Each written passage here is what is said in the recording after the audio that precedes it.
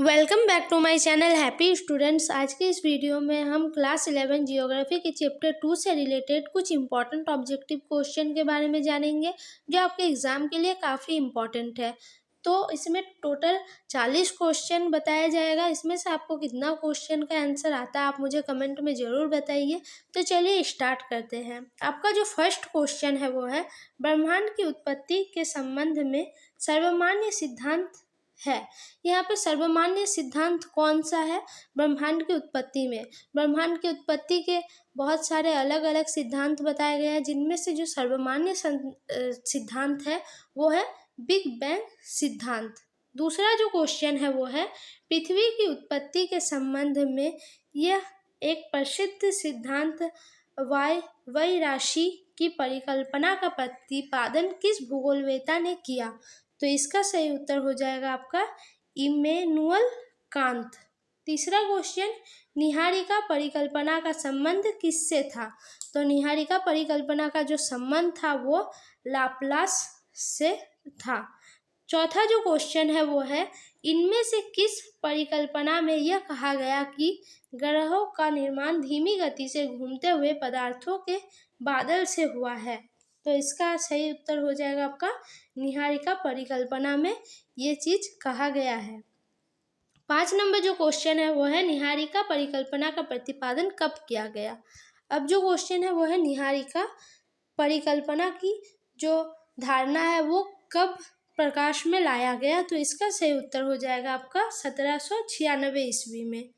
Next question ब्रह्मांड में एक भ्रमणशील तारा सूर्य के नजदीक से गुजरा जिसके परिणाम स्वरूप तारे के गुरुत्वाकर्षण से सूर्य सतह से सिगार के आकार का कुछ पदार्थ निकलकर अलग हो गया। यह तारा जब सूर्य से दूर चला गया तो सूर्य सतह से बाहर निकला हुआ यह पदार्थ सूर्य के चारों तरफ घूमने लगा और यही धीरे धीरे संगठित होकर ग्रहों के रूप में परिवर्तित हो गया। यह कथन किसने प्रस्तुत किया? अब इसमें देखिए कथन क्या है। कथन यह है कि ब्रह्मांड में एक भ्रमणशील तारा था जो सूर्य के नज़दीक से गुजरा था। उस समय सूर्य का जो बाहरी सतह उससे कुछ भाग अलग हो गए थे और वो क्या हुआ बाद में सूर्य के चारों ओर घूमने लगा और घूमते घूमते हुए दूर चले गए और कुछ समय बाद वो संघनित हो गए जिससे ग्रह का निर्माण हुआ। ये एक कथन भूगोलवेत्ता ने दिया है। तो उस भूगोलवेत्ता का नाम क्या है? तो इसका सही उत्तर हो जाएगा चैम्बरलिन एवं मोल्टन। ठीक है, इन्होंने ही इस कथन को प्रस्तुत किया था। नेक्स्ट क्वेश्चन द्वैतारक सिद्धांत के बारे में निम्नलिखित में से कौन सा कथन सही है? तो इसमें कौन सा कथन सही है? तो इसका जो सही कथन है वो है ब्रह्मांड में सूर्य के साथ एक और तारा का होना। ठीक है, ये द्वैतारक सिद्धांत के बारे में सही कथन यहाँ पे दिया गया है। नेक्स्ट क्वेश्चन 1920 ईस्वी में यह किसने कहा कि ब्रह्मांड का विस्तार हो रहा है? ब्रह्मांड का विस्तार हो रहा है ये किसने कहा था? तो एडविन हब्बल ने यह कहा था 1920 में। नेक्स्ट क्वेश्चन बिग बैंग की धारणा आज से कितने वर्ष पूर्व हुई? तो ये जो धारणा है ये आपका 13.7 अरब वर्ष पूर्व इसकी घटना को माना जाता है हुई थी। नेक्स्ट क्वेश्चन पहले परमाणु का निर्माण कब हुआ? तो जो पहला परमाणु था उसका निर्माण बिग बैंग होने के आरंभिक 3 के अंतर्गत हुआ। ठीक है, नेक्स्ट क्वेश्चन बिग बैंग से 3 लाख वर्षों के दौरान ब्रह्मांड में कौन सी घटना घटी? बिग बैंग जो हुआ था उसके 3 लाख वर्षों के दौरान ब्रह्मांड में क्या घटना घटी थी? तो घटना यह थी कि तापमान 4500 डिग्री कम हो गया, पर मानवीय पदार्थ का निर्माण हुआ और तीसरा जो है ब्रह्मांड पारदर्शी हो गया। तो ये सारी घटनाएं बिग बैंग के 3 लाख वर्षों के दौरान हुई। तो ये सभी कथन सही है। तो इसका सही उत्तर हो जाएगा ऑप्शन डी। 12 नंबर जो क्वेश्चन है वह है ब्रह्मांड का विस्तार से क्या तात्पर्य है? ब्रह्मांड का जो विस्तार है उसका क्या तात्पर्य है? तो इसका सही आंसर हो जाएगा आपका आकाशगंगाओं के बीच की दूरी में विस्तार होना। यही है ब्रह्मांड के विस्तार का तात्पर्य। 13 नंबर क्वेश्चन स्थिर अवस्था संकल्पना किसने प्रस्तुत किया? तो ये जो संकल्पना है ये होयल ने प्रस्तुत किया था। नेक्स्ट क्वेश्चन, प्रकाश वर्ष क्या है? तो ब्रह्मांड में दूरी मापने की इकाई, ब्रह्मांड में दूरी को मापने की इकाई को ही प्रकाश वर्ष कहा जाता है। नेक्स्ट क्वेश्चन, तारों का निर्माण लगभग कितने वर्ष पूर्व हुआ? आज हम जो तारे देखते हैं उनका निर्माण आज से लगभग कितना 5 से 6 अरब वर्ष पूर्व में हुआ था। 16 नंबर क्वेश्चन, प्रकाश की गति कितनी होती है? तो प्रकाश की जो गति होती है वो 3 लाख किलोमीटर प्रति सेकंड होती है। ठीक है, किलोमीटर और यहाँ पे देखिए सेकंड है तो ये है किलोमीटर प्रति सेकंड, तो ये 3 लाख किलोमीटर प्रति सेकंड, एक सेकंड में 3 लाख तक ये प्रकाश की गति होती है। नेक्स्ट क्वेश्चन, पृथ्वी व सूर्य की औसत दूरी होती है कितनी है? तो 14 करोड़ 95 लाख 98,000, ये सूर्य एवं पृथ्वी के बीच की औसत दूरी है।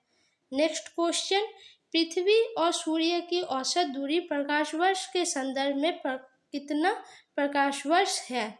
तो इसका सही आंसर हो जाएगा आपका ऑप्शन ए, केवल 8.311, क्योंकि आपको पता होगा पृथ्वी पर सूर्य के किरणों को आने में भी लगभग 8 मिनट 21 से 30 सेकंड के बीच का समय लगता है, तो ये इसका प्रकाश वर्ष दूरी हो गया। नेक्स्ट क्वेश्चन, सौरमंडल का जनक किसे कहा जाता है? तो सौरमंडल का जो जनक है वो कहा जाता है आपका निहारिका को, निहारिका को ही सौरमंडल का जनक कहा जाता है। नेक्स्ट क्वेश्चन, सौरमंडल के 8 ग्रहों में से किन ग्रहों को आंतरिक ग्रह कहा जाता है? सौरमंडल में अभी 8 ग्रह है, पहले 9 ग्रह थे लेकिन प्लूटो को 2006 में क्या हुआ, ग्रहों की श्रेणी से निकाल दिया गया और अभी वर्तमान में 8 ही ग्रह है। तो इसमें आंतरिक ग्रह किसे कहा जाता है? तो आंतरिक जो ग्रह है वो सूर्य से दूरी के अनुसार पहले 4 ग्रहों को कहा जाता है। सूर्य के दूरी के अनुसार जो प्रथम 4 ग्रह आते हैं उन्हें आंतरिक ग्रह कहा जाता है और जो उसके बाद आते हैं उन्हें बाहरी ग्रह कहा जाता है। नेक्स्ट क्वेश्चन है, सौरमंडल में स्थित प्रथम 4 ग्रह बुध, शुक्र, पृथ्वी और मंगल किन पदार्थों से बने हैं? ये किन चीज़ों से बने हैं? तो ये बने हैं शैलों और धातुओं से। नेक्स्ट क्वेश्चन, जोवियन ग्रह किसे कहा जाता है या फिर किसे कहते हैं? तो इसका सही आंसर हो जाएगा बृहस्पति के समान ग्रह को, बृहस्पति के जो समान ग्रह होते हैं उन्हें जोवियन ग्रह कहा जाता है। 23 नंबर क्वेश्चन, पृथ्वी का एकमात्र प्राकृतिक उपग्रह है? प्राकृतिक बोला है तो इसका सही आंसर हो जाएगा चंद्रमा। चंद्रमा एक ही मात्र पृथ्वी का प्राकृतिक उपग्रह है। 24 number question, the big slab किससे संबंधित है? तो ये जो संबंधित है वो है आपका चंद्रमा की उत्पत्ति से। द बिग स्लेपलेट ये चंद्रमा का उत्पत्ति से संबंधित है। नेक्स्ट क्वेश्चन, चंद्रमा की उत्पत्ति लगभग कितने वर्ष पूर्व हुई थी? तो चंद्रमा की जो उत्पत्ति है ये लगभग आपका 4.44 अरब वर्ष पूर्व माना जाता है। नेक्स्ट क्वेश्चन, पृथ्वी पर जीवन का विकास कब हुआ? ये काफ़ी इम्पोर्टेंट क्वेश्चन है। तो पृथ्वी पर जो जीवन का आरंभ हुआ था वो माना जाता है आपका लगभग 380 करोड़ वर्ष पूर्व, ये इसका सही आंसर है। 27 नंबर जो क्वेश्चन है वह है, भूप्रवृत्ति पर हल्के व भारी घनत्व वाले पदार्थों के अलग होने की प्रक्रिया क्या कहलाती है?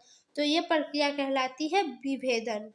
28 नंबर जो क्वेश्चन है वो है, पृथ्वी के वायुमंडल की वर्तमान संरचना में किसका प्रमुख योगदान है? तो जिसका प्रमुख योगदान है वो है आपका नाइट्रोजन और ऑक्सीजन।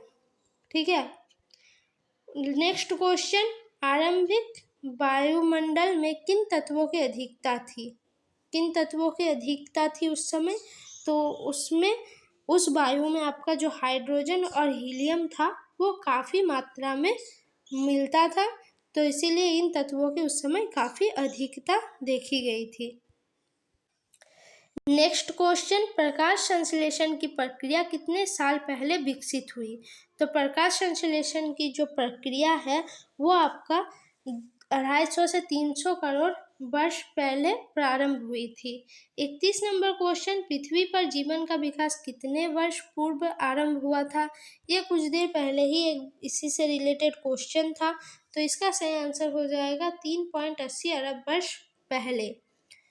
32 नंबर क्वेश्चन, निम्नलिखित में से कौन सी संख्या पृथ्वी की आयु को प्रदर्शित करती है? यहाँ पे जो भूगोलवेता है उन्होंने क्या किया है, पृथ्वी की एक आयु गणना की है जिसमें कहा गया है पृथ्वी की आयु इतनी है। तो इसमें जो सही संख्या है वो क्या है? तो इसमें सही संख्या है 460 करोड़ वर्ष।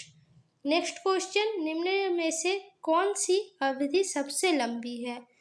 किस अवधि को सबसे लंबा माना जाता है? तो यौन जो अवधि है वो सबसे लंबी अवधि है। 24 नंबर क्वेश्चन जो है वो है, इनमें से कौन सा तत्व वर्तमान वायुमंडल के निर्माण व संशोधन में सहायक नहीं है?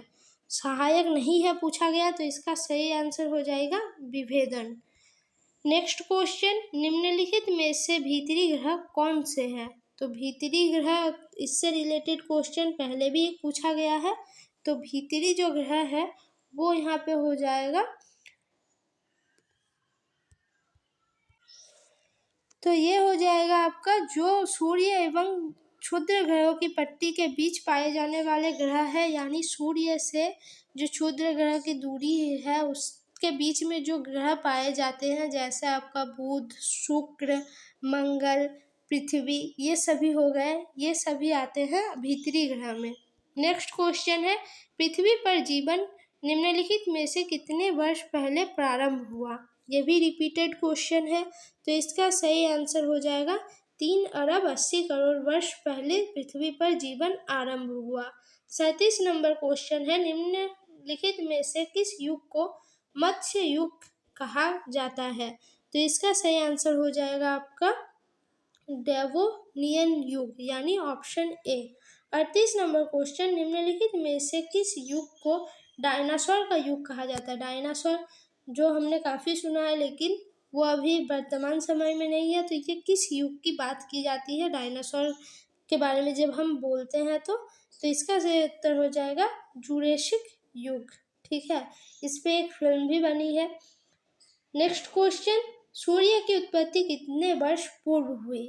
तो सूर्य की उत्पत्ति पूछा है यहाँ पे, पृथ्वी की नहीं, तो सूर्य की जो उत्पत्ति है वो 5 अरब वर्ष पहले हुई है। नेक्स्ट क्वेश्चन जो आपका लास्ट क्वेश्चन है यह है, निम्नलिखित में से किस युग को खरिया युग कहा जाता है? तो खरिया युग कहा जाता है क्रिटेशियस युग को। ये जो युग से रिलेटेड क्वेश्चन है ये काफ़ी इम्पोर्टेंट है, तो आप इसको ज़रूर याद रखिएगा। और भी जितने क्वेश्चन थे काफ़ी इम्पोर्टेंट थे, तो आपको ये वीडियो कैसा लगा कमेंट में ज़रूर बताइए। इनमें से आपको कितने के आंसर आते थे ये भी आप मुझे कमेंट में ज़रूर बताइए। आप नेक्स्ट वीडियो कौन से टॉपिक से देखना चाहते हैं ये आप मुझे कमेंट में बता सकते हैं। वीडियो अच्छी लगी हो तो वीडियो को लाइक, कमेंट, शेयर ज़रूर करें, साथ ही चैनल को सब्सक्राइब करें। धन्यवाद।